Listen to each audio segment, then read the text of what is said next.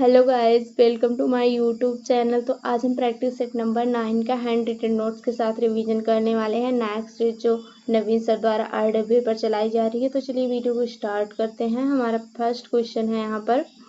पहला क्वेश्चन हम लोग यहाँ पर देख सकते हैं, जैसे है घुरेही किस भारतीय राज्य का लोक नृत्य है।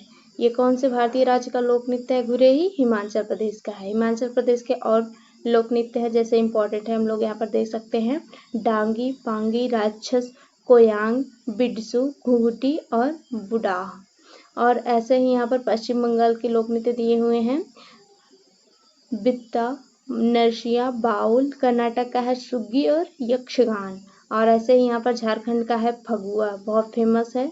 और उसके बाद झिका दशाई। उसके बाद यहाँ पर नेक्स्ट क्वेश्चन आता है हमारा बाजबूर। ये कौन सी मतलब भारतनाट्यम कौन से डांस से की शैली है? ये भरतनाट्यम की शैली है। भरतनाट्यम की और शैली है जैसे पंडलूर और मेलाटूर। उसके बाद यहाँ पर हम लोग आगे देख लेते हैं भरतनाट्यम के कलाकार के बारे में। भरतनाट्यम के कुछ इम्पोर्टेंट कलाकार हैं जैसे यहाँ पर रुक्मणी देवी, लीला सैनसन, बैजंती माला, गायत्री गोविंद, कुमारी कमला। ये सब भरतनाट्यम के बहुत ही इम्पोर्टेंट कलाकार हैं। उसके बाद हम यहाँ पर नेक्स्ट क्वेश्चन देख लेते हैं, किसे ग्रैमी और ऑस्कर पुरस्कार दोनों मिला हुआ है? ऐसे कौन से व्यक्ति हैं? गुलजार साहब को मिला है। किसको मिला है? गुलजार को। ग्रैमी का संबंध किससे? ये म्यूजिक से संबंधित है। और ऑस्कर पुरस्कार ये फिल्म इंडस्ट्री से संबंधित है। और इनका जो गुलजार जी थे, इनका वास्तविक नाम है संपूर्ण सिंह कलारा। और ये उर्दू के कवि हैं और गीतकार भी हैं। 2023 में इन्हें ज्ञानपीठ अवार्ड भी मिला है। ज्ञानपीठ अवार्ड की स्थापना कब हुई थी? 1961 में हुई थी। यह पहली बार प्रदान किया गया था 1965 में। किसको प्रदान किया गया था? जयशंकर कुरूप को प्रदान किया गया था। उसके बाद यहाँ पर नेक्स्ट क्वेश्चन आता है हमारा ऐसे ही, प्रथम ज्ञानपीठ अवार्ड अंग्रेजी भाषा के लिए किसे दिया गया था? अमिताभ घोष को दिया था। द शेड्यूल लाइन के लिए दिया गया था। और 8th शेड्यूल में 22 भाषाओं का जिक्र किया गया है। बेसिकली ज्ञानपीठ जो अवार्ड है ये अंग्रेजी भाषा के लिए नहीं दिया जाता है।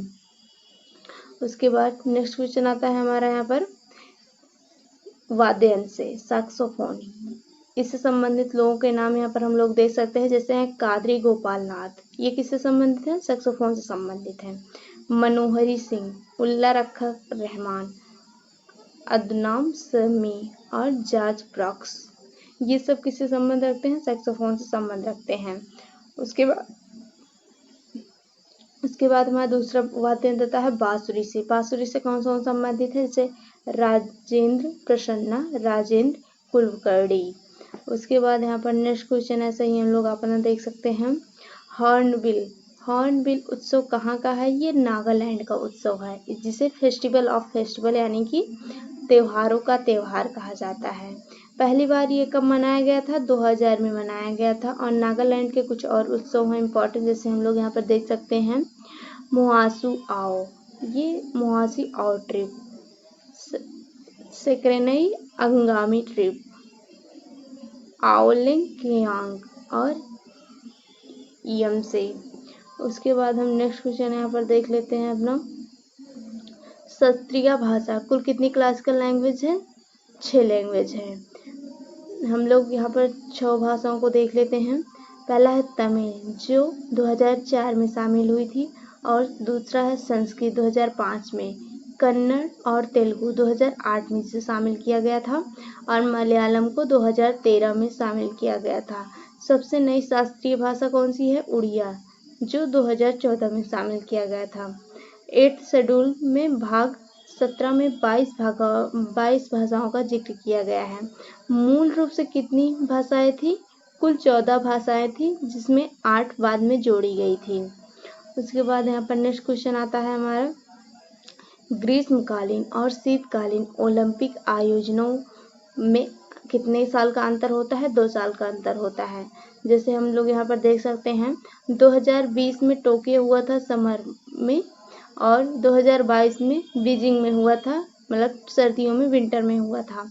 और 2024 में फिर से पेरिस में हुआ था, ये ग्रीष्मकालीन में हुआ था। और 2026 में इटली में होगा। युवा ओलंपिक खेल कहाँ हुआ था? पहली बार 2010 में सिंगापुर में हुआ था। और यहाँ पर हम नेक्स्ट क्वेश्चन देख लेते हैं इम्पोर्टेंट बुक से। जो खुशवंत सिंह हैं, ये एक प्रमुख राइटर हैं और इनकी कुछ बुक फेमस है, जैसे हम लोग यहाँ पर देख सकते हैं truth, love and little malice और ट्रेन टू पाकिस्तान, इन्हीं की है जो बार बार पूछी जाती है हर एक एग्जाम्स में।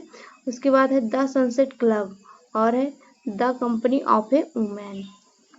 उसके बाद हम आगे अपना क्वेश्चन देख लेते हैं।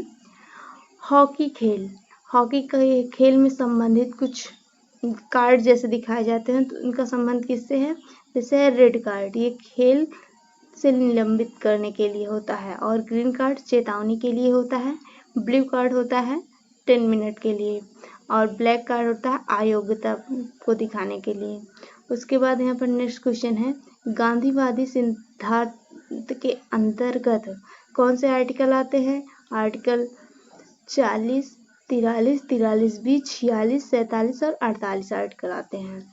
उसके बाद हम नेक्स्ट क्वेश्चन यहाँ पर अपना देख लेते हैं मौलिक कर्तव्य। कुल मौलिक कर्तव्य कितने हैं? 11 मौलिक कर्तव्य हैं, जिसे भाग 4A में आर्टिकल 51A में बताया गया है, जो कि USSR से लिया गया है। समिति कौन से समिति के द्वारा है? ये सरदार पूर्ण सिंह समिति के द्वारा है। कुल फंडामेंटल ड्यूटीज जो बताई गए हैं आर्टिकल 51A में, इसे कैसे लिखा गया है? 51A फिर स्मॉल ए, 51AB, 51AC, इस प्रकार से है। और हमें राष्ट्रगान का सम्मान करने का अधिकार किससे मिलता है? हमारा कर्तव्य कौन से आर्टिकल के तहत है?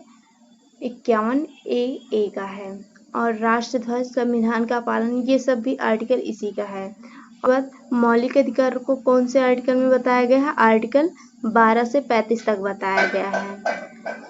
इसके बाद नेक्स्ट क्वेश्चन यहाँ पर आता है सबसे बड़ा स्तूप। सबसे बड़ा स्तूप कौन सा है?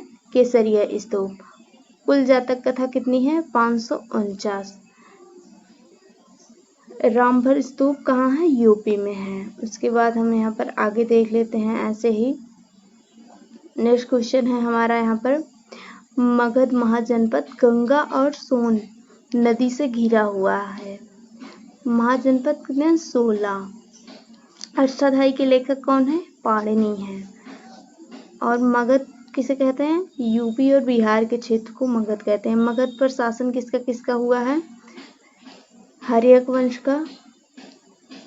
मतलब मगध पर शासन किसके किसको दाती है? हर्यक वंश, शिशुनाग वंश, नंद वंश, मौर्य वंश। हर्यक वंश में कौन थे राजा? बिंबिसार थे। और शिशुनाग वंश में शिशुनाग थे। और नंद वंश में महापद्म भेद थे। और मौर्य वंश में चंद्रगुप्त मौर्य। उसके बाद यहाँ पर आता है हर्यक वंश। हर्यक वंश के बारे में लोग यहाँ पर जान लेते हैं, इसके राजा कौन थे? बिंबिसार। उसके बाद आए अजातशत्रु, उसके बाद उद्दीमन। हर्यक वंश का अंतिम शासक कौन था? नागदशक था। उसके बाद यहाँ पर नंद वंश के अंतिम शासक कौन थे? घनानंद। इन्हीं के समय में सिकंदर द्वारा आक्रमण किया गया था। उसके बाद यहाँ पर हम नेक्स्ट क्वेश्चन देख लेते हैं नदियों से। हमारा पहला क्वेश्चन आता है यहाँ पर सिंधु नदी। सिंधु नदी का उद्गम स्थान कहाँ है? मानसरोवर झील जो कि तिब्बत में है। इनकी सहायक नदियां हैं रावी, चिनाब, झेलम, जास्कर, श्योक, गिलगित और हुंजा। और यहाँ पर है पंचनद। पंचनद किसे कहते हैं? 5 नदियों के समूह को पंचनद कहते हैं, जिसमें 5 नदियों कौन कौन सी शामिल है? रावी, चिनाब, झेलम, ब्यास, सतलज। उसके बाद यहाँ पर नेक्स्ट क्वेश्चन आता है हमारा। उसके बाद आता है यहाँ पर यमुना नदी। यमुना नदी की सहायक नदी कौन कौन सी है? चंबल, हिंडन, टोंग नदी, बेतवा, केन, सेंगेर और रिद्ध। और यमुना नदी की लंबाई कितनी है? 1376 किलोमीटर है। इनके किनारे जो किला बसा हुआ है वो यूनेस्को साइट में शामिल किया हुआ है। और जो लाल किला है कब शामिल हुआ यूनेस्को में?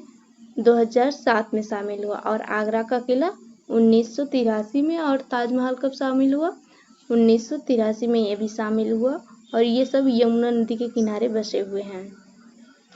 उसके बाद यहाँ पर आता है नेक्स्ट क्वेश्चन, घाघरा की सहायक नदी कौन कौन सी है? घाघरा नदी की सहायक नदी कौन कौन सी है? हम लोग यहाँ पर देख लेते हैं जैसे टीला, सेती और बेरी। ताप्ती नदी, छोटी गंडक और बूढ़ी गंगा और शारदा, ये सब घाघरा नदी की सहायक नदी हैं। गोदावरी की सहायक नदी कौन कौन सी हैं? प्राणहिता, इंद्रावती, मंजीरा, पेनगंगा, वेनगंगा, पूर्णा, मनेरा। और इसका उद्गम स्थान कहाँ है गोदावरी का? नासिक से है। उसके बाद यहाँ पर नेक्स्ट क्वेश्चन आता है हमारा, भागीरथी की सहायक नदी कौन है? भिलांगना है।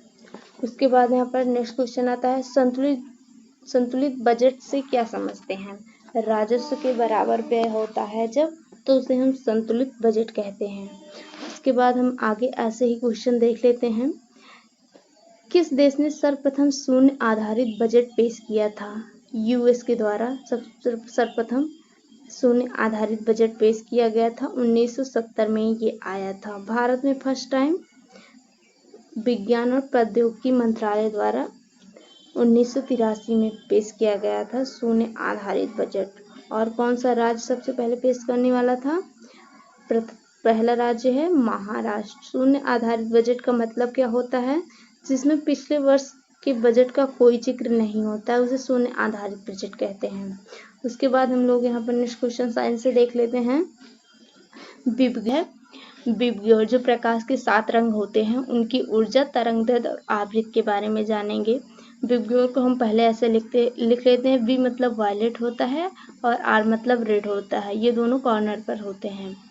जैसे ही हम ऊपर जाते हैं वी से आर की ओर, तो इसकी वेवलेंथ बढ़ती है। इसका मतलब है कि जो वायलेट कलर होता है, इसकी वेवलेंथ सबसे कम होती है और रेड की सबसे ज़्यादा होती है। इसी तरह इसका फ्रीक्वेंसी भी है। फ्रीक्वेंसी ऊपर से आते हुए नीचे हुए बढ़ती है। जैसे रेड की फ्रीक्वेंसी सबसे कम होती है और वायलेट की फ्रीक्वेंसी सबसे ज़्यादा होती है।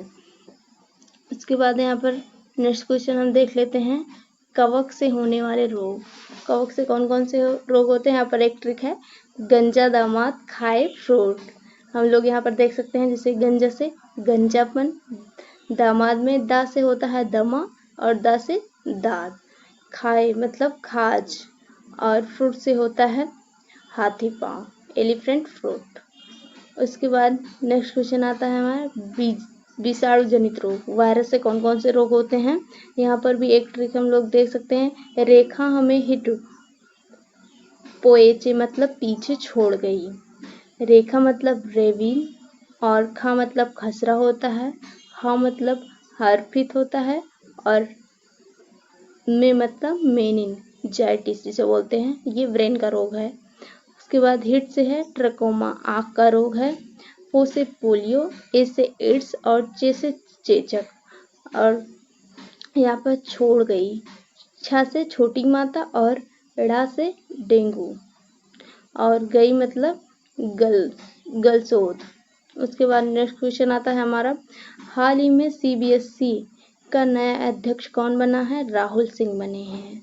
एनसीईआरटी का फुल फॉर्म क्या होता है? National council education research and training.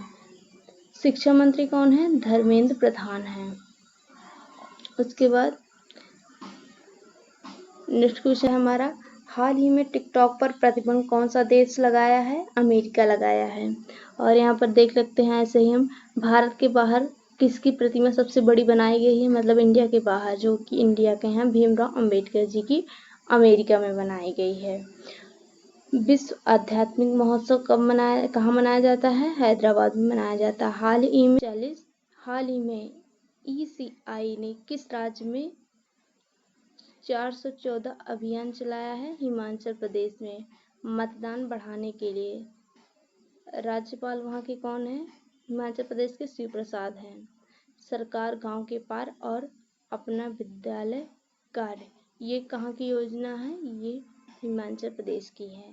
Video यहीं पर एंड होता है। तो वीडियो अच्छी लगी हो तो वीडियो को लाइक और चैनल को सब्सक्राइब करें। वीडियो देखने के लिए धन्यवाद।